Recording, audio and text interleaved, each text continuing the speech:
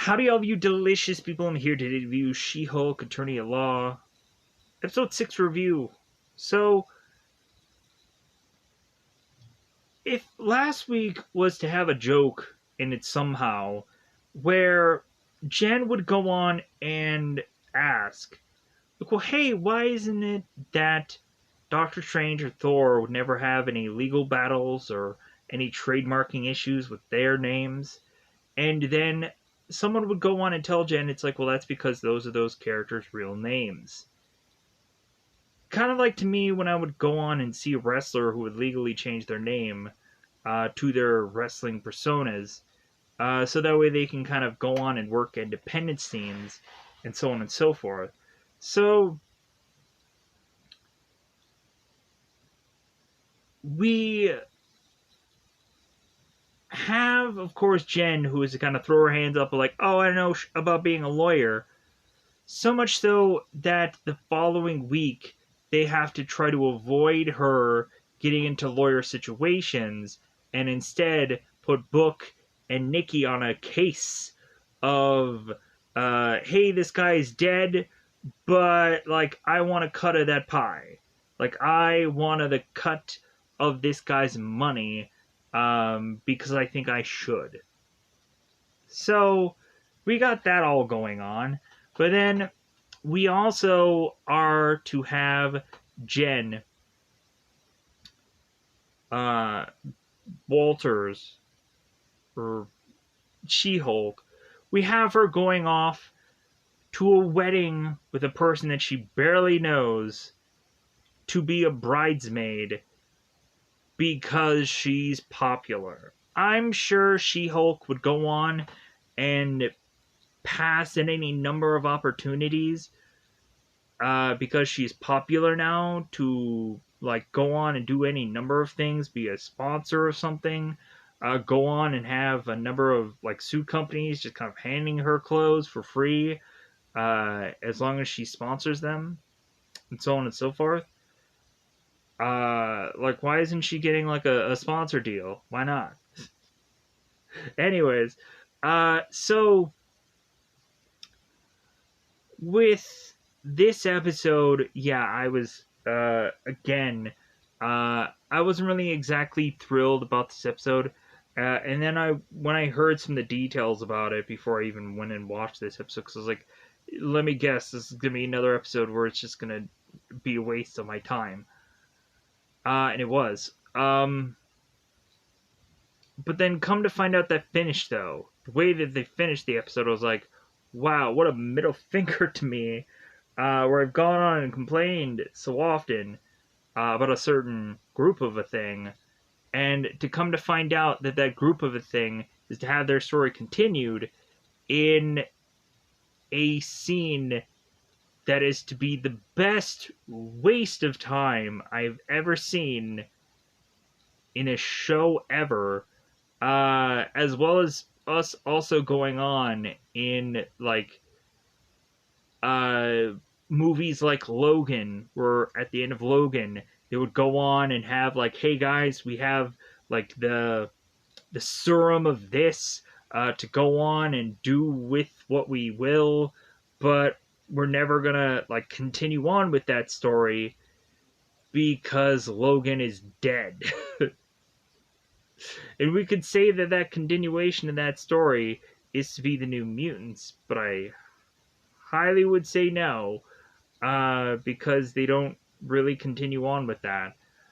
Uh, but so, with that said, let's just go on into the spoilers of this episode because there's nothing really going on in this episode. So let's go into that double five time territory. Let's go into spoilers because it's about that time. Let's go into spoiler time. Spoiler time. It's about the time we get to spoil this episode. I'm just really just unenthused. I'm just unenthused. So I'm just like, meh. Like let's go on and do this one. So we of course in this episode just have Jen, who is so busy going to Lulu's wedding, to be this bridesmaid, uh, she is to pick out a dress that was made for her. So we actually see a dress that the designer guy was to actually make her in this episode. Wow, like what a difference from the week before. And so we have Jen saying, like, yeah, like, this is a wedding episode, and I get it. Like, everyone is to go on and just say it's like, well, you can kind of just toss a wedding episode anywhere, and we're doing it here, so yeah. So, because Jen is to mention how good she's gonna look, and I was like, yeah, she looks just so, like, groundbreaking, right? If only I could see that superhero suit. Oh wait, like you're waiting to probably the last episode to like dust that off, right? Because we had, of course, Nikki who was like teasing it about like the superhero suit, and why would She-Hulk be wearing that? Because she would actually have to need to fight people past like what, like a minute in an episode. She doesn't really fight people long enough to justify wearing a superhero suit. Or really, like when we had her fight the demons, like really, like I could see where you needed like a super suit there because of the grossness of the demons, but sadly enough, they didn't put that in uh, the show to just say like, well, maybe she should get a suit for herself. Then it would make a lot of sense. Or maybe Wong should have just like magicked her a suit. You would have thought that would have worked. I guess not. So, because he's Sorcerer Supreme. Anyways, pushing on. So we have Nikki and we have Book, and so we have a guy named Mr. Immortal that is to go on and consistently kill himself all the time, uh, jumping off buildings, tossing into cars, dying. And so this guy is to go on and jump every single marriage he is to go on and be with a woman by ending his own life. And so he ends up calling himself Mr. Immortal. And so then Mr. Immortal decides that a lot of these women are coming after him for needing to pay for alimony or pay for like, hey, I want like half. This is technically a divorce, not a like, hey, you have like legal obligations to not give me anything. Like this guy didn't have exactly a will or testament, so anyways, so unless he kind of forfeited like everything to just go right back to him every time he died, uh, which again, this guy dies and he comes back to life and so on. So, anyways, so we go on in this episode, and so we have Book who is talking to all these women, and like they all seem to have individual cases, and so we go on and the women are start to bicker about like, well, hey, like I was with this guy for 8 years, like this girl was with him for like 8 minutes, like how is that the same? How are we gonna all get the same payout? And so Nikki goes on and is to listen to all of them individually, and Nikki then is to narrow down what all that they need for, whether it is to have one woman get quite a big payout and one person ending up just getting a kind of a look in a I'm sorry and a leave because she isn't gonna get because she's barely been with this guy. So it seems that they kind of figured out a way to narrow this down, as Mr. Immortal seemed to have some finances that he could go and pay them out for. And Mr. Mortal, of course, like they, of course, like Disney slash Marvel goes on and just reuses actors. Like this guy, of course, that they used who was Mr. Immortal. I'm like, that was the same guy that was in Mandalorian. Or no, my bad. Um, the Book of Boba Fett. Technically, Mandalorian was technically in that. If you've never seen it, then check it out. Uh, but yeah, that guy was in the Book of Boba Fett. So I'm like, wow, they're just rinse and repeat. Like hire the same actors, do some other kind of thing, and your same platform. It's like, man, that feels like you're really just getting some fresh actors in here. Disney's almost getting just as bad as like Warner Brothers. Warner Brothers just rinse and repeat. Like we had the girl that played Batwoman was also in the Warner Brothers movie called Meg. Really, I'm just like, man, just rinse and repeat. So now that that is all covered, because that just took no time to do that at all, we then turn around and have Jen, who is going to Lulu's wedding, and she's to basically state that this woman is a stranger to her because they were friends once, but that was so long ago. But really, Jen just wants to look good in front of people. So when Jen is to show up to this wedding, immediately she shows up as She Hulk. And so we have all of these women that are going on and saying, like, wow, like, man, like, you really worked out. Man, did you really just go on and just, and really trim and fit and whatever? And I would just go and say, yeah, like, she really took the time to work out with all she needed to do was find a gamma cousin and man does she look good for this wedding, right? So Jen has to look good for this wedding in her She-Hulk form.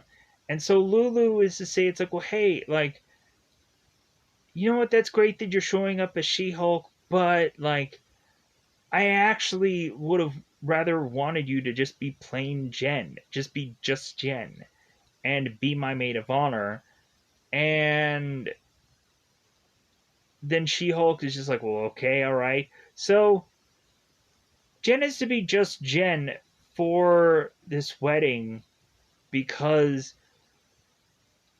Lulu, of course, doesn't want to get shown up by She Hulk.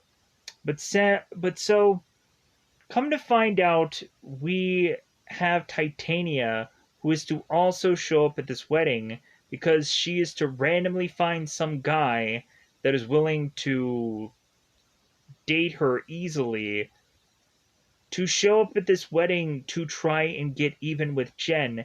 Jen goes on and mentions this to Lulu that Titania is only here to get even with her, and it seems that Lulu goes on and just accepts Titania to be at this wedding and is completely fine with it.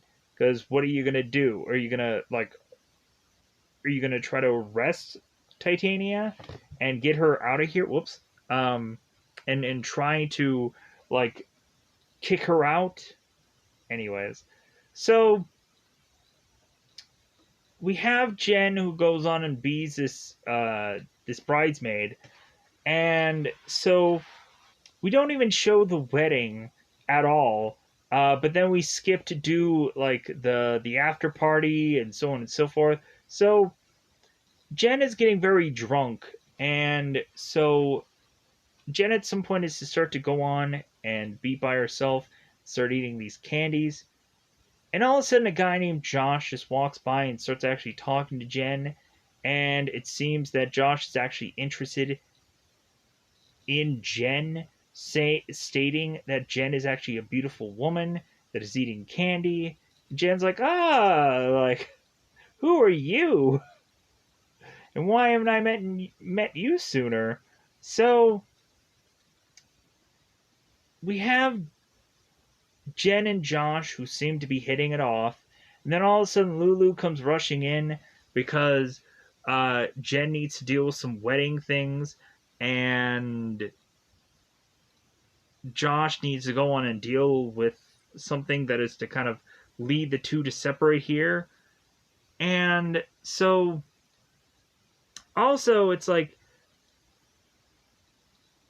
I'm probably gonna regret not stating this. More than likely, maybe the wedding is to happen the following episode, and so maybe like that's the reason why they didn't show any of the actual wedding.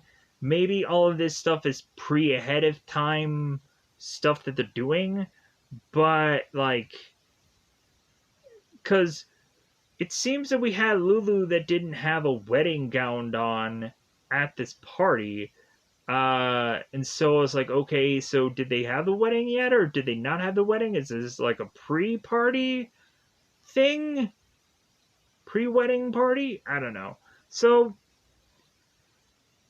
anyways, so after Jen and Josh separate, we then go on and have Titania that shows up and is to finally admit that, yeah, she wanted to come in here to get even with Jen. And so now Titania is to want to go on and try to fight Jen.